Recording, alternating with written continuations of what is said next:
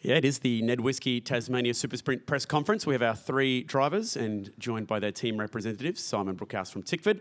We've got Jeremy Moore from 888 here today and Brad Jones from Brad Jones Racing. So let's go into the first questions. Thank you.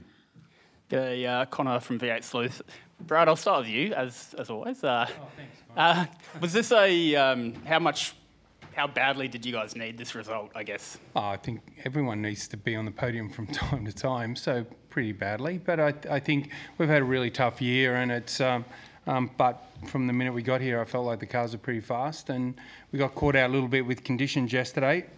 But today, we're on the right side of everything. So, it's great to be able to help Bryce get his first podium, and it's fantastic for the crew. And going into the Enduros, I think it's important. I guess, yeah. You used the Probably phrase. not having one laying up against the wall was that important as part of the process, but we'll go home and fix that one. Actually, on that, what is the state of Jackson's car? Like, is that, yeah. Well, if it was a wheelbarrow, it'd be perfect, actually, because it's only got 3 wheels on it. So, we've got a test this week, but, I'm not sure that car will be ready by then, so we'll go home and reassess it. Sorry, not this week, next week. We'll go home and reassess it and work out where we go. But, it looks like there's a bit of work to be done to it for sure. Bryce, how good does it feel to, be up here? I think, you had a strong start at Bathurst, and then it's been a bit, slim picking since then. What's this one meant to you? Yeah, look, obviously it means a lot. We all put our blood, sweat and tears into our racing. We do absolutely everything we can, and this sport has a knack of really kicking you when you're down. And for us at our team, we've really struggled this first part of the year, and like I said, we had a really good Bathurst, and then from there it's been really, really tough. And obviously we were really strong last year, and we just haven't quite got on top of the cars. And the guys have had a really big last couple of weeks. The guys and girls at BJR haven't slept a lot in the last couple of weeks, and they've done a lot of work, and they've really turned some stuff around for us. So it was awesome to repay everyone for that. I can really see the grit in the team, like they really wanted this, and so it's awesome to be able to repay them for all their hard work, and look forward to trying to continue the form on into the Enduros. Cam, can you run us through that first sequence of, I guess, up to the hairpin? Obviously, it was pretty close between you and Tom into 1, 2, 3, and then obviously you end up getting him at 4. We both got really good starts. Mine was a bit better than I got yesterday.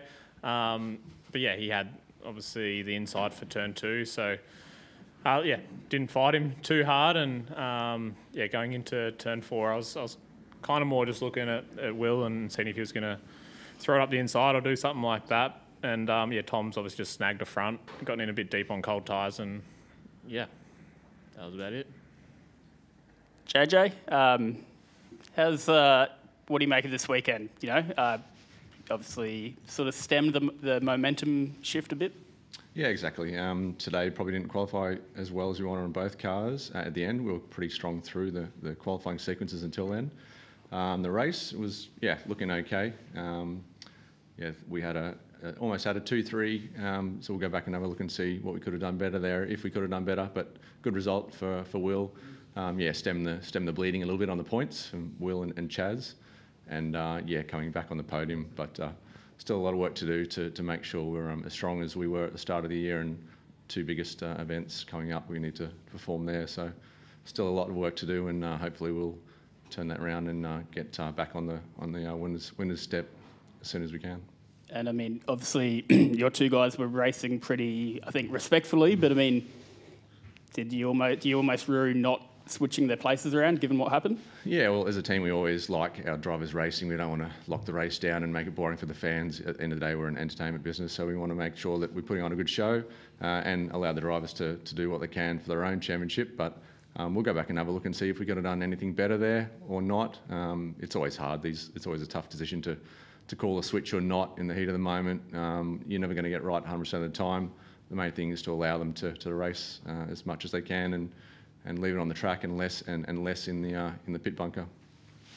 Will, I guess after Perth and now here, I guess have you and Tommy got a bit of some sort of rivalry going on?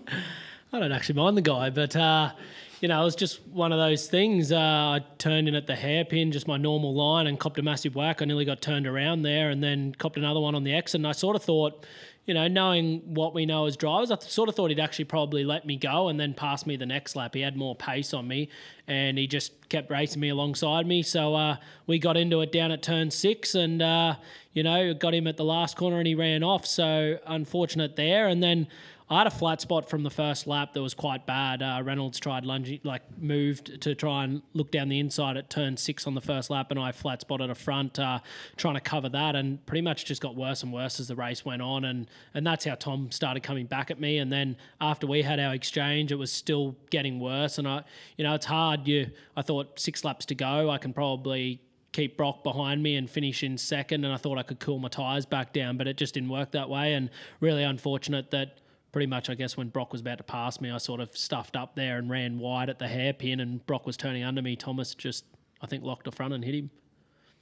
Last for me, Simon, sum up the emotions, I guess, at Tickford. Had elation on one side and, you know, despair on the other side.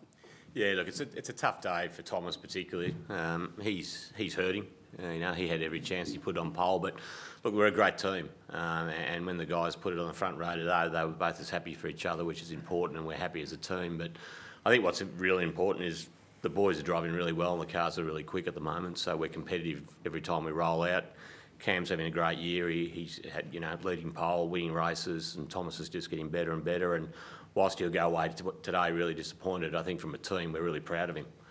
He owned it, he admitted he made a mistake, and you can't ask for much more than that. So all we can do is learn from it and come back stronger at Sandown.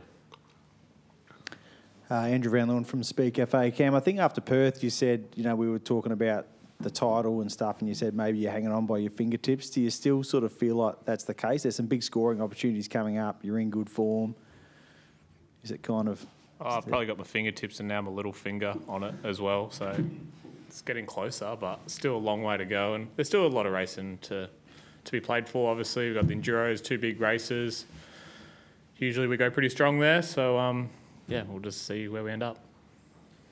And Will, you mentioned you had the tyre issue and Brock was sort of on you there. So do you think, had the incident with Thomas that happened, he would have got through? If you'd got the call to let him through because it was going to be better for the team, would you have done that? Yeah, obviously I'd listen to what the team says, but, I pretty much knew when I locked the front in there and ran wide, he was just turning underneath me. I could see it in my mirror, and I was sure that he was going to get me, and probably Thomas was going to pass me as well. I was like, oh, well, they're probably both going to get me here. I'm going fairly slow. And they were pretty much on that lap, I decided that, and just saw it in my rearview mirror. So, it was disappointing. I'm not sure if Thomas was trying to pass Brock at that corner or just locked rears and made a mistake. I don't really know. And JJ, just, obviously the cars were in Parc Fermo for a long time last night. You've had to go through the process of the hearing with Motorsport Australia. Was that any sort of distraction? Is that the sort of thing you don't really need when you're trying to get on with the business of racing cars? Yeah, exactly. We couldn't get to the job of servicing the cars and had the guys up there late waiting to be released. So, yeah, it's a bit of a software issue, and Supercars struggled to get it sorted as well. So nothing really from our doing. It's just a bit of an issue there or a glitch. So I'm glad that was resolved. And but yeah, the guys got a bit of a late night last night for no real reason.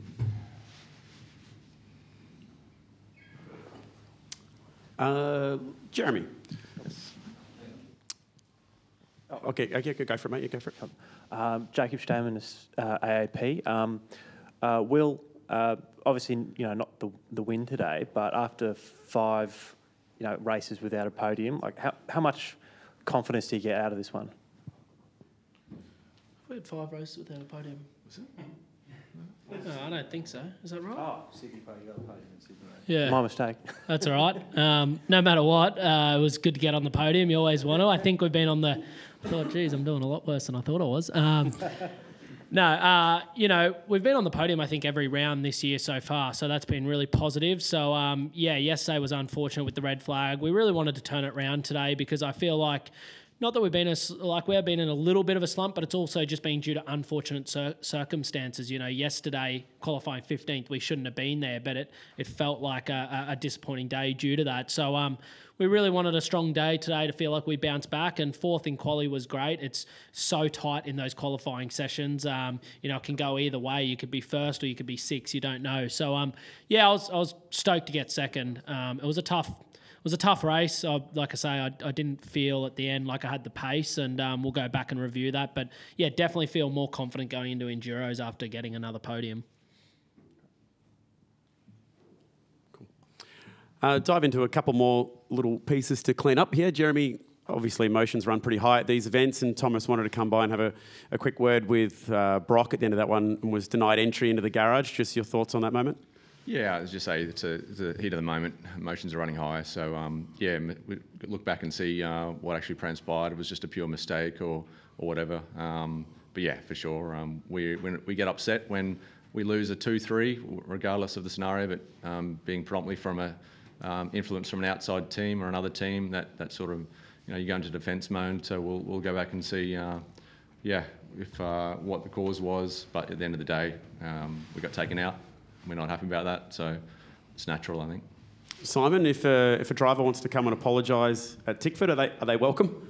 Oh, look, I think I agree. The heat of the moment situation, I don't think you can actually make that decision now, that these things happen, and they're stressful environments. They've been racing all day out there for an hour as fast as they possibly can, and incidents happen, emotions run high.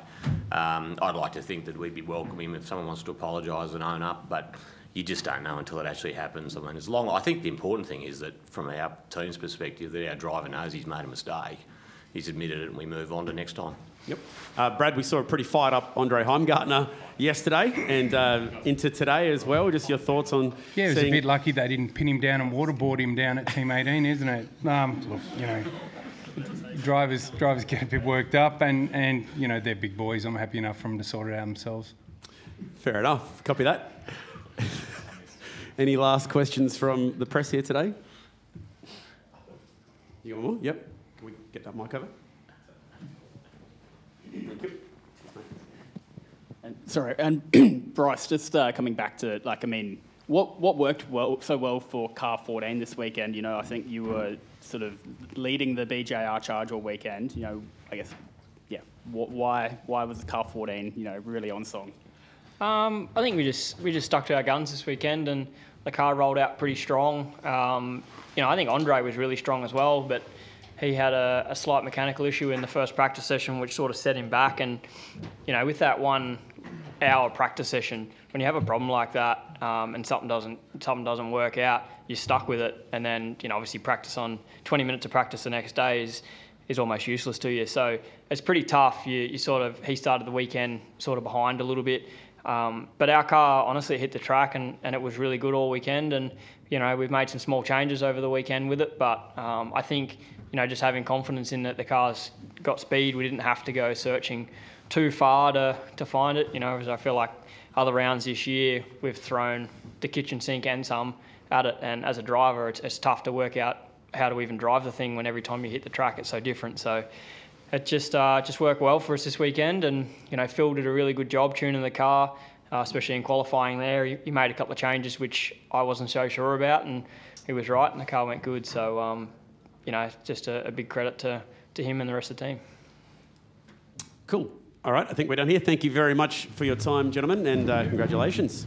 Sure.